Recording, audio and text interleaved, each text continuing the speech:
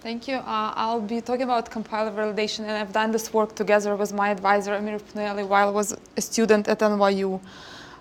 So let me give you some motivation first. Even though we've heard about bugs and how they are bad, I'll still go through this. So usually we have a programmer who comes up with some clever idea, implements it, tests it really well, and then this application is used in real-world software. However, as experience shows, due to complexity of software, bugs are everywhere, even in applications where safety is paramount. So here are some examples. The first one is from the 80s. It's a classical example where a bug in a radiation therapy machine was responsible for deaths of 5 people and injuries to more. The second one is the Northeast blackout of 2003, which was triggered by a local outage that went undetected due to a race condition in GE software monitoring software. And the last one is just an embarrassing one, is where a smart ship USS Yorktown had to be towed into a naval base after an unhandled division by zero error caused its propulsion system to fail. So let's use a tool to check correctness of our program, and that can be either a static checker or a theorem prover or a model checker. And well, this is much better, but however, the problem here is that what you check is not what you execute. Often what you check is a high-level algorithmic description of the problem. This is the case in model checkers, which gets implemented using some language, for example, C, which in turn gets compiled by an optimizing compiler. And even though there might be no error in the algorithmic description or in the implementation, there might still be a bug in the executable. So in this talk, I'm going to address a segment of this second error. Essentially, I'm going to try and show you how we can verify that the optimization path of the compiler preserves the semantics of the program that we are compiling. Furthermore, I'm only going to talk about a method that handles intra-procedural optimizations, and those also have to be optimizations that preserve the loop structure of the programs. So what we want is we want the loop in the program before optimization somehow correspond to the loop in the optimized program. Finally, what we want to construct, in contrast to bug checkers, we want to construct a sound verifier. So we have to, this verifier should only say that it succeeds and that the compilation is correct if it can produce a proof that this is actually the case. So it should never say that assert success if there might be a bug. And the method that I'm going to present is based on an idea of translation validation.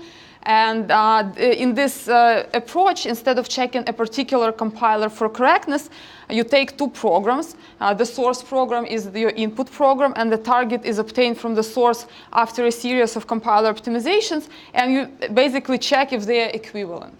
And there have been a number of tools developed based on this idea that all attempt to check a compilation of C code. And they all go through this similar structure. They take the source program, the target program, some compiler annotations, which essentially is debug information that tells them the relation between the source and target variables and source and target program locations. And then they rely on a set of tools and techniques that are specialized to proving that source is equivalent to target.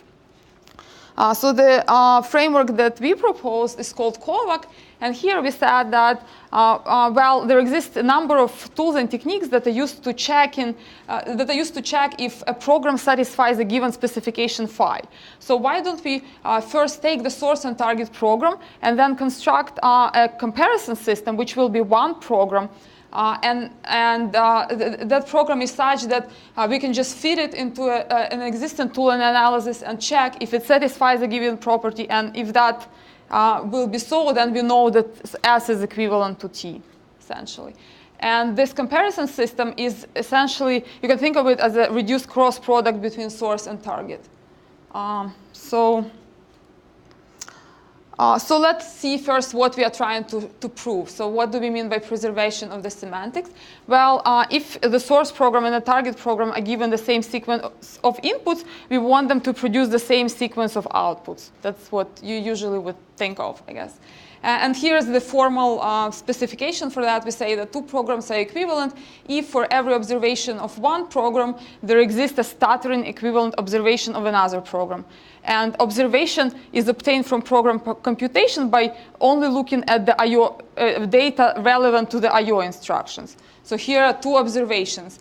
In both of them,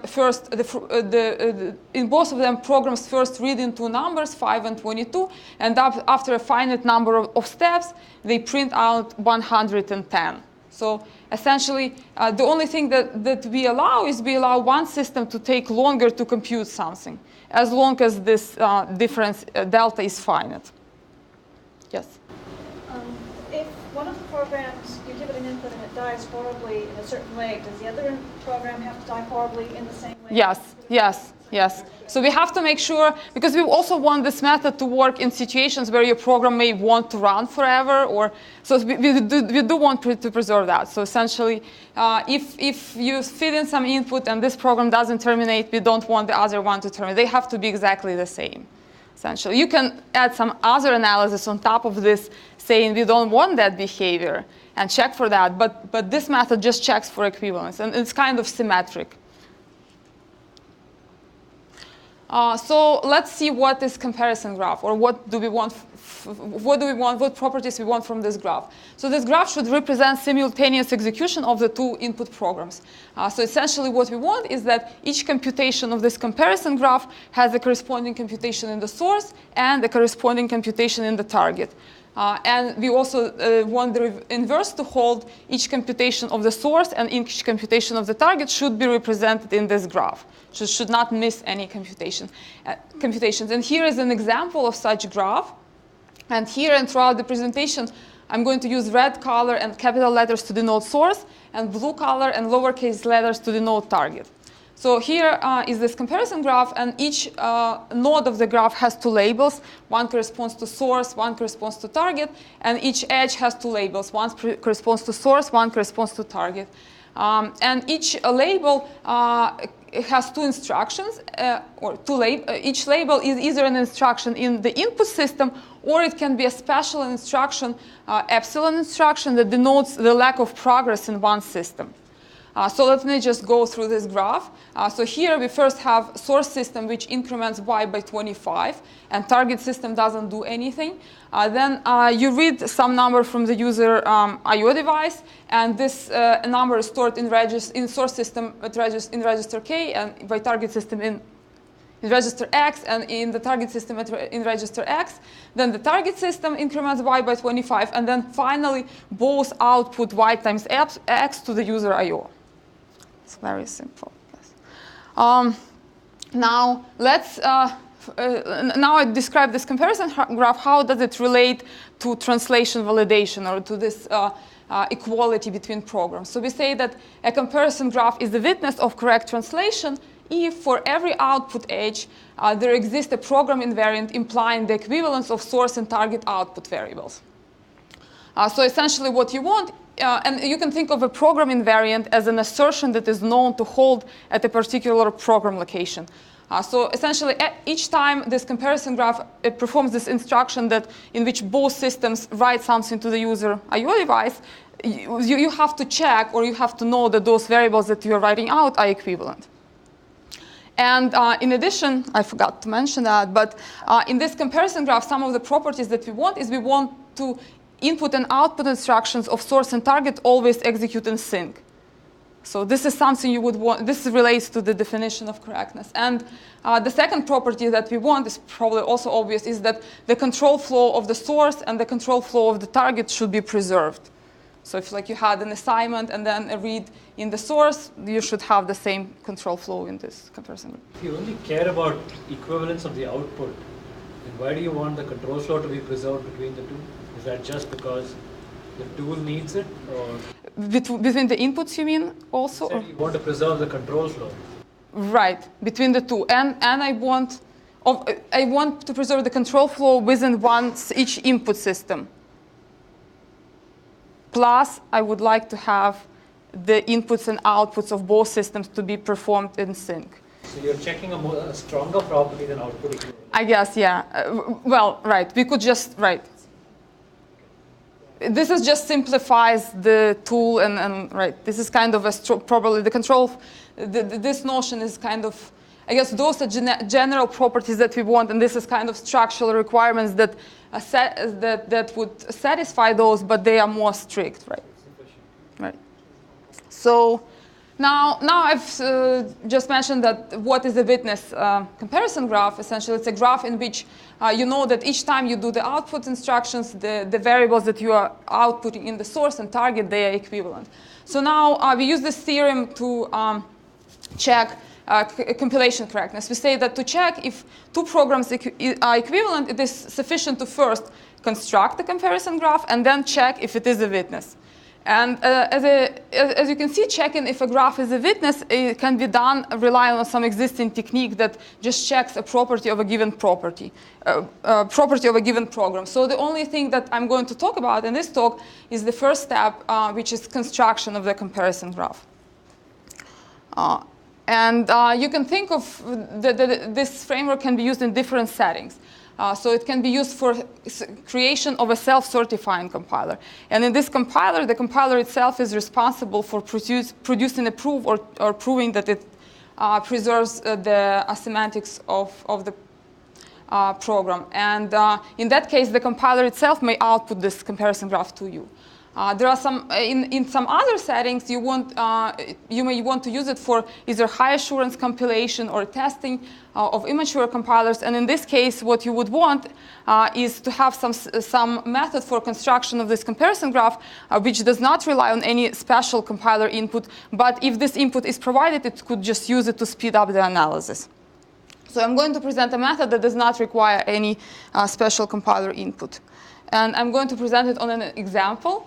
So here is the source program that I'm going to work with, and I'll just first describe it. So at first we perform two assignments. I is assigned to 0, C is assigned to 5. Then it reads in two integers from the user I/O device. One is stored in register K, another one is stored in memory at address A. Then it loops and it assigns values to the elements of the array which is stored in memory starting at address P. After it's done, it just outputs this very first element of the array. Now, there is a target which is obtained from source after a series of compiler transformations. So notice that C is a constant. It always evaluates to 5.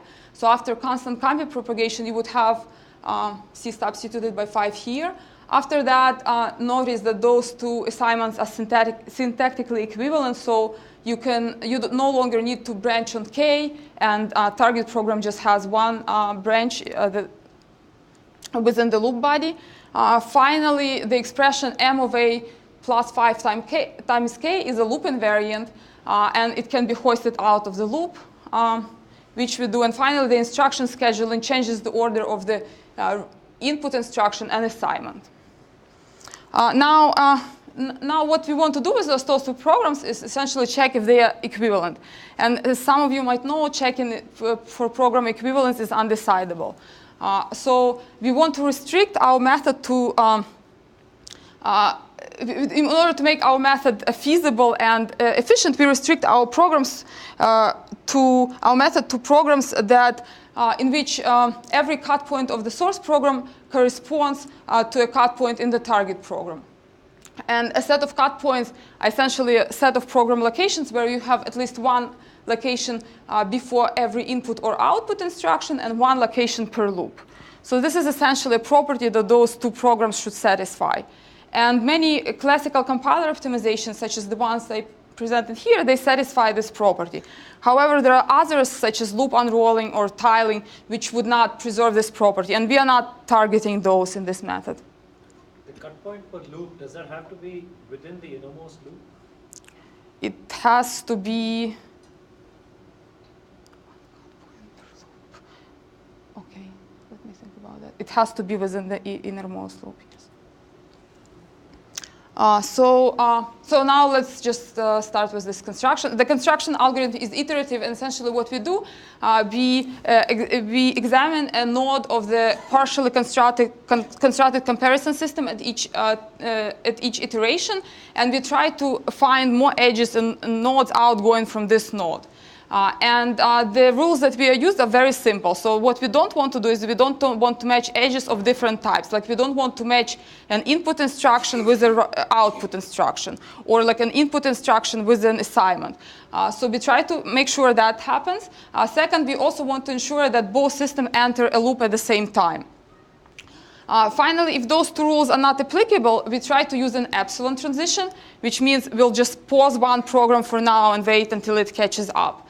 And so let's take a look here. We start with a node 0, 0, where both programs at the procedure entry location, and then now source is ready to do assignment, and target wants to read user input.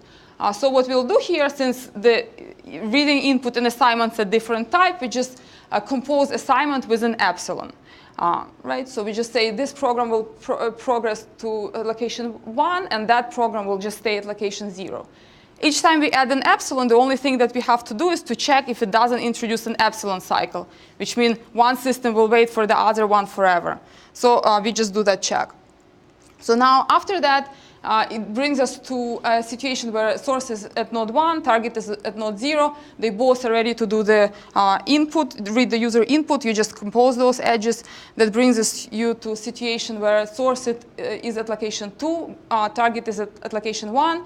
Now this one is ready to execute the loop. The other one is not there yet, so we use an epsilon transition. Now after that, we get to the situation where we have source program at location 2 and target program at location 2. Now if you just follow the rules that I just described to you, we have 3 assignments or conditional assignments on the source and 3 conditional assignments on the target. So we could just compose all of them and get those 6 new edges. However, the way, as you can see from the picture, it would introduce infeasible paths into the system. So in this particular case, it's impossible to get to a situation where the source system is still looping, but the target program has exited the loop, which will be node 2, 3. And not only this is inefficient, since those nodes are never reachable if you execute those 2 systems at the same time. Not only this is inefficient, it may also lead to false alarms down the road. So we don't want this situation. And what we do is we use this special technique.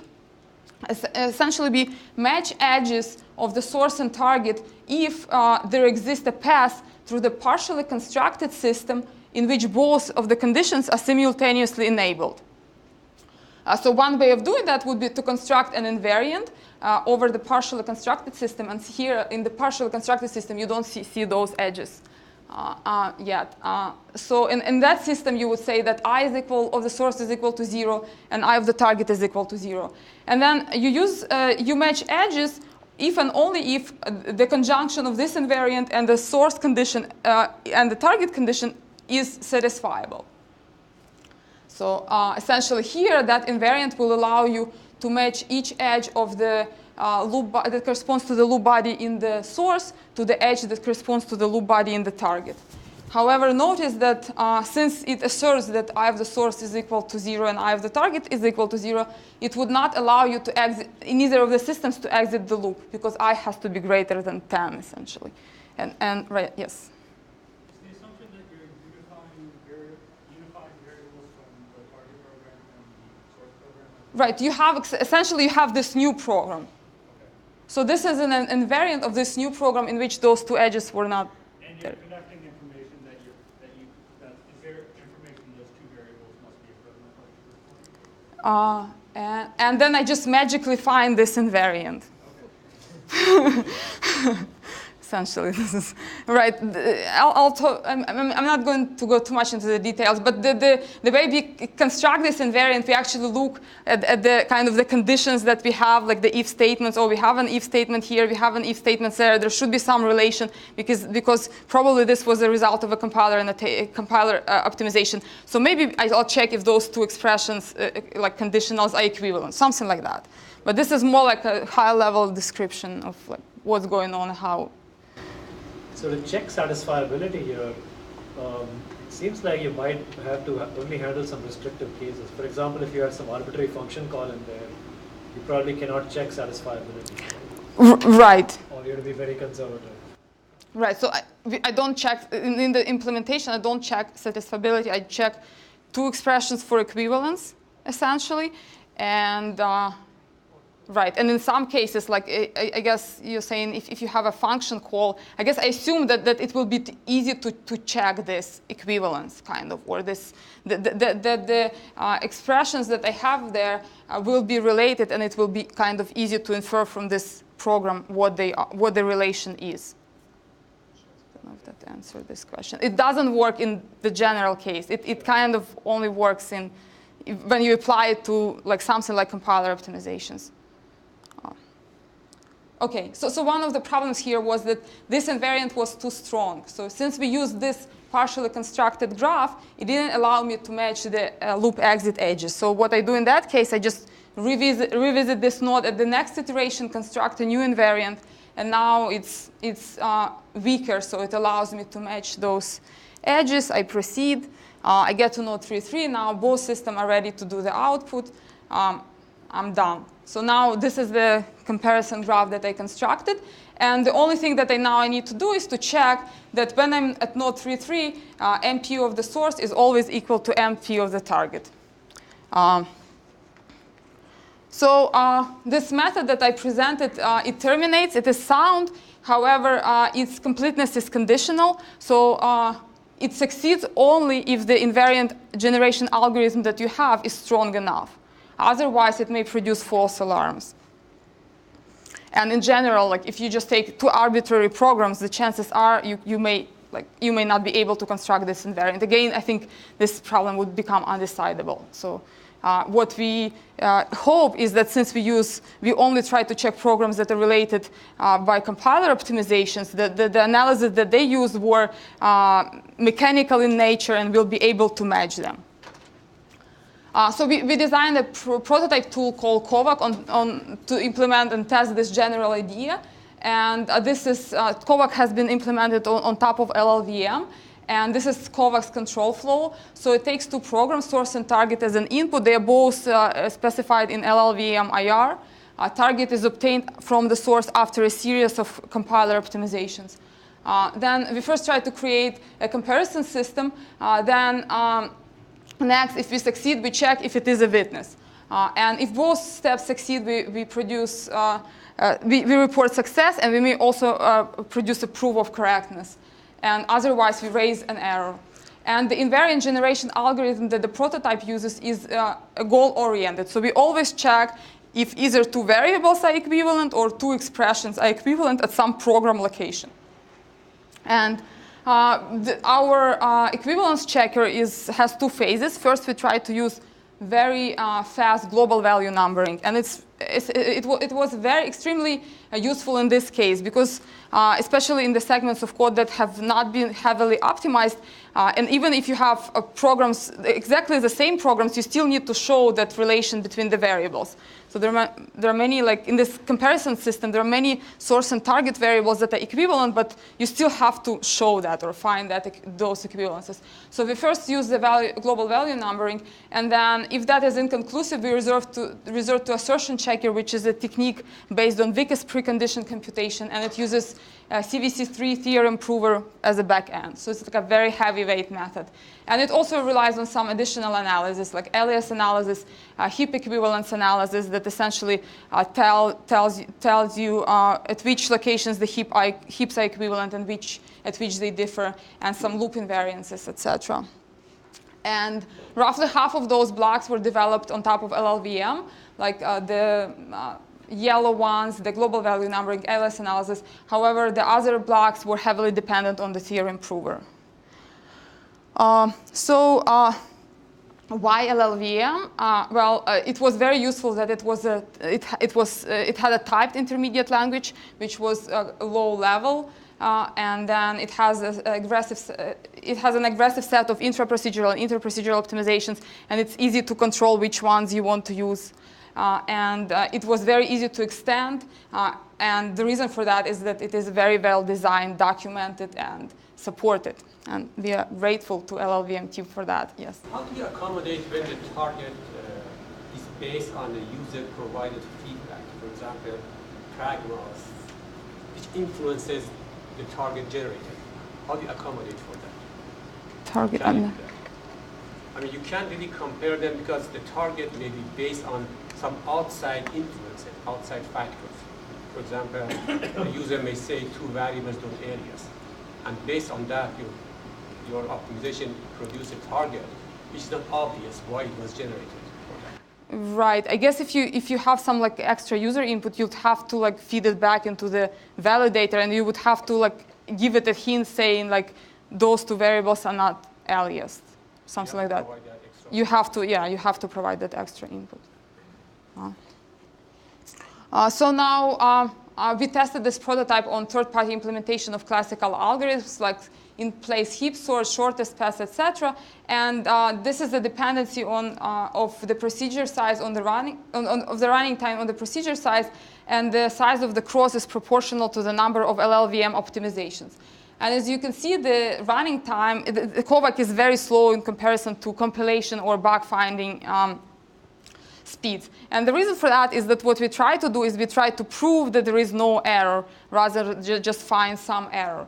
And what we found actually is that you can see that there is no nice dependency here either. And the reason for that is that what we found is that most of the time is spent in the theorem prover when it is difficult for it to figure out what is the relation between the source and target expressions, essentially. And that can be probably alleviated by either the compiler or a compiler providing some special inputs in those cases that could be improved. Now I have this related work slide just to show you that there are other approaches to compilation verification or validation. So there is this first set of works which is targeted at producing a self-certifying compiler. So in this case, the certifying compiler is a compiler which, given a source program, either produces a target program observationally equivalent to the source or raises an error. So in this case, the compiler itself is responsible for making sure that the compilation is valid. And then you rely actually, there are two examples of such compilers there, and they both were designed with this goal in mind. And then this second set of second set of papers is targeted on proving that a particular compiler path is valid. So, for example, you can have some specialized technique to check that register allocation is valid or instruction scheduling is valid, etc. And finally, there is also a set of compiler, validation works that are targeted at compiler bug checking. And here I just wanted to mention the authors of the first work who check the miscompilation of volatiles, and they also use LLVM in their work. Yes? So it seems to be one big difference between the certified compilers using something like Kovach and what you are doing with this cross product is that with their approach, they actually need to design the compiler from scratch to put it to run it through Kovach. Whereas what you are doing, you could apply it to existing compilers, but the compiler would have to put in some effort to produce the cross product. Right. Even though, I think the reason why their approach is better in some respect is that I believe that they produce a proof that compiler is correct automatically, and I have to rely on they don't have to rely on the correctness of their compiler. They also produce a proof of compiler correctness, where I have to trust my assertion checker, for example, that it produces the correct results. So they have like an extra guarantee saying that we don't. Right, there is that difference, but there is they get this one extra point for automatically producing a proof of correctness of their compiler, and this is this method would not have. Yeah, but on the other hand, in terms of being practical, I can't imagine anyone rewriting a compiler from scratch. They did it, right? So I think No. I mean, in the real world, or rewriting. But I think even several years ago, 5 years ago, this people who worked on translation validation, their opening remarks were saying that people try to do or checking correctness of a given compiler, and that never worked. So those people, the CompCert, that's the first work. They did a groundbreaking work in that respect, and now they can say we did it. So. Yeah. Yes. So, talking about verified compilers and so on, it seems to me that the work you're doing, if I was going to use it, I would be working on a compiler and I would be writing optimization phases, and I just hook it in so that every optimization phase, I could verify that yes, this is doing the right thing. Yes, this is doing the right thing. Run a whole set. I think of it as a testing and debugging aid to make sure that my optimizations are good. Right. You could use it in that way. Right. Right. That's something you can definitely do. Okay. So. So Kovach. Okay, so this is just conclusion. So I presented this Kovach framework, and it assumes that the program is correct before compilation, and then it constructs a proof that the optimization path of the compiler preserves the semantics of the program. And there are several directions for future work. So the first one is apply Kovach to development of a self-certifying compiler. And here, currently, the validator is trying to guess what the relation between the variables is. However, the compiler may provide this information. And maybe you don't have to rewrite it from scratch. You can just kind of do that. And then you can also experiment with more lightweight analysis and see how that improves the performance of the tool. And the last one is that I only worked on this particular set of optimizations that worked nicely with this particular algorithm. However, the general framework can be extended to interprocedural or loop reordering optimizations, such as styling and loop unrolling. And that's it. I'm ready for questions. Thank you.